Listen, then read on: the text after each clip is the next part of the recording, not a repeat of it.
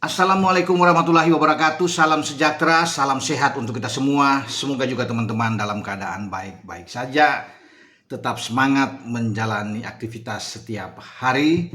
Dan kemarin ya kita sudah tahu bersama, dan para boboto pasti sudah tahu. Dan ini sudah diberitakan ya oleh banyak media, bagaimana akhirnya Persib itu sudah langsung menunjuk pengganti dari Boyan Hodak untuk menukangi Maung Bandung. Eh, Tidak ada kejutan besar memang, karena ini sudah bisa dipastikan ini hanya melanjutkan ya tongkat estafet aja dari Boyan Hodak ya ke Igor Tolic, karena kita tahu Igor Tolic ini kan tangan kanannya Boyan Hodak. Paling tidak dalam 2 musim terakhir lah dia sudah bersama dengan Boyan Hodak di Persib, sudah tahu ya bagaimana ruang ganti di Persib, ya karakter para pemain Persib itu sudah pasti. Dan yang ditunggu saya pikir tentang apa yang harus dilakukan oleh Igor Tolic untuk meneruskan tentang kinerja dari Boyan Hodak yang kita sudah tahu bersama 3 kali membawa Persib juara, hat-trick.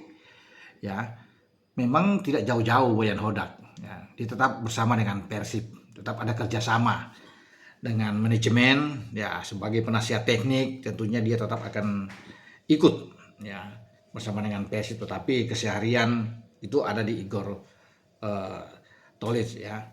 Ini orang Kroasia, 47 tahun, mantan pemain ya, berperan sebagai pemain belakang, dan ini tugas tidak mudah bagi Igor Tolic karena walaupun dia sudah 2 tahun dan sudah tahu karakter di dalam, tidak gampang ya, karena pasti berbeda dengan Boyan Hodak.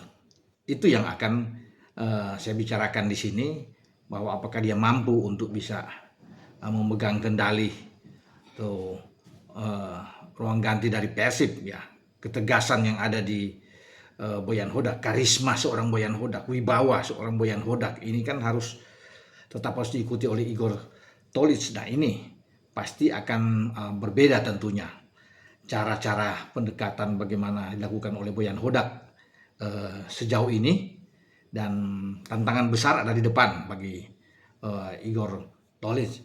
Tentunya dengan bagaimana juga manajemen mendukung, ya pasti akan sangat mendukung, dalam arti mendukung untuk soal pemain-pemain yang akan didatangkan pada musim depan. Karena juga kita tahu kompetisi di Liga Super Indonesia ini akan bergulir lagi pada bulan September. Ya 4 September ya operator I-League sudah mengeluarkan tuh, mungkin ada jadwal di sana, sehingga klub-klub semua sudah harus bersiap dari sekarang, termasuk dengan Persib ya. Persib tentunya sudah ada ancang-ancang ke depan bagaimana ya untuk bisa meneruskan superioritas ya yang dilakukan oleh Persib sejauh ini dalam 3 musim terakhir. Bahkan mereka sudah menuju dengan bintang 5 saat ini ya, sejarah mereka sudah torekan. Tetapi harus diingat juga bahwa pesaing-pesaing tidak akan diam, tentunya membiarkan Persib bergerak terus. Persija, Persebaya ya, termasuk Dewa, Bayangkara, Malut, semua, apalagi dengan Borneo yang tetap merasa penasaran kan, finish dengan poin yang sama tapi kalah secara head to head. Pasti Borneo juga akan berbenah untuk bagaimana menghentikan ya lari yang begitu kencang sekali dilakukan oleh Persib dalam 3 musim terakhir, sehingga semua klub wajar untuk bertekad ya membendung ya Persib untuk tidak ke-4 kali menjadi juara ya. Dan juga saya pikir tidak mudah kalau memang Persib itu berbenah dengan mendatangkan pemain-pemain bagus, kesempatan untuk juara ke-4 kali ya tetap terbuka buat mereka. Cuma memang sekarang tinggal melihat bagaimana cara penanganannya Boyan Hodak dengan Igor Tolic. Ya, itu yang kita akan nantikan ya, karena menurut saya pasti tidak akan sama, akan sangat berbeda karena masing-masing punya karakter ini yang harus kita lihat ke depan. Tetap bagi para boboto tentunya akan semangat, walaupun pergantian ini mereka belum mengenal begitu jauh dengan sosok Igor Tolic. Mereka tentunya lebih paham benar, lebih dekat dengan sosok Boyan Hodak ini, tapi tetap harus bisa memberikan dukungan terhadap Igor Tolic, karena itu kan sudah menjadi pilihan saat ini, sudah diangkat sebagai pelatih kepala, dan pasti akan dukungan full baik dari manajemen. Boyan Hodak juga pasti akan memberikan motivasi khusus mendukung tentang kinerja dari Igor Tolić ke depan. Ya, pertahanan tetap akan menjadi prioritas. Kita sudah tahu bersama bahwa Persib sejauh ini ya 22 kali kemasukan paling sedikit di Liga Super.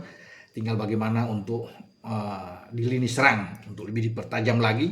Pasti akan ada yang datang ya. Kalau bisa saya lihat di sini manajemen sudah menyiapkan sesuatu untuk bisa agar lini depan tuh lebih gacor lagi. Jadi ada keseimbangan tentunya. Depan bisa mencetak gol yang banyak, belakang juga sangat kuat. Itu di musim yang akan datang karena pasti manajemen juga tahu persaingannya ini akan terus ya sangat kompetitif untuk di musim yang akan datang. Sekarang aja sudah kelihatan kan di musim yang baru lewat ya 2025-2026 bagaimana persaingan menuju juara sangat ketat apalagi di musim yang akan datang. Makanya persiapan Persib itu dari sekarang itu sudah pasti mereka akan membenahi depan, tengah juga ya, termasuk belakang mempersiapkan kalau Federico Barba pergi siapa yang akan masuk kan ganti ya untuk di belakang kan harus punya sosok yang seperti Barba tapi mudah-mudahan juga Barba masih bisa berubah pikiran siapa tahu untuk bersama dengan Persib dan ke depan tentunya akan lebih baik kalau masih dengan Barba. Kalau tidak pun Persib sejauh ini ya tahulah persis bagaimana ketika Hodak itu kehilangan banyak pemain setelah menjadi juara di 2025. Teman-teman para bobotoh juga pasti tahu bagaimana Hodak bekerja keras ya 5 menuju ke Malut ya, termasuk rombongan David da Silva, Ciro Alves dan kawan-kawan kan Prangga semua, Del Pino yang di sana. Yang terakhir Dimas Derajat bergabung dan Freds Butuan juga ikut di sana. 2 ke Dewa United ya, Nick Kuipers dan Edo. Dan ini memang susah kalau pemain-pemain top, pemain-pemain inti itu, tapi akhirnya dengan wibawa karisma seorang pelatih seperti Hodak didukung oleh manajemen, mereka bisa mendapatkan pemain-pemain yang bagus termasuk Barba yang ada di dalam. Ya W Cesar, pemain-pemain yang bagus apalagi dengan Matri Cardi di belakang. Tom Haye didatangkan, Eliano Reinders ya, ada Andrew Jung yang ikut datang ya.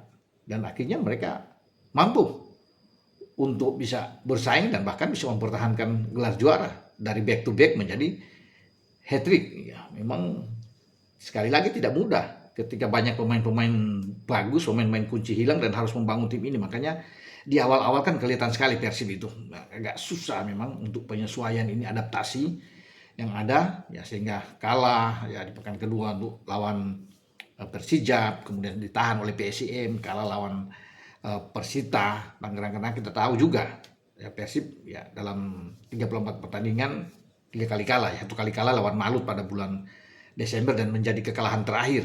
Setelah itu mereka berlari dengan kencang luar biasa ya.